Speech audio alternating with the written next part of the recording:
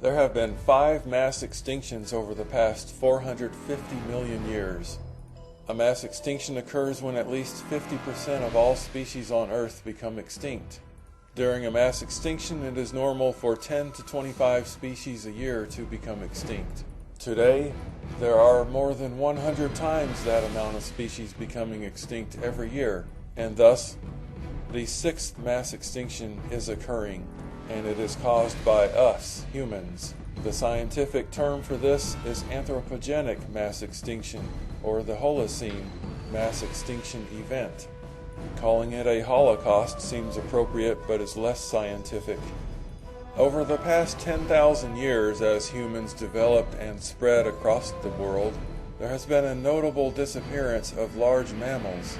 The observed rate of extinction has accelerated dramatically. The human causes of these mass extinctions include rising CO2 levels, habitat destruction, invasive species, overharvesting, and pollution, all of which are unsustainable for possibly all of life on Earth, which would include ourselves. The solutions include substantial policy change, as well as doing the best we can to reduce our carbon footprints.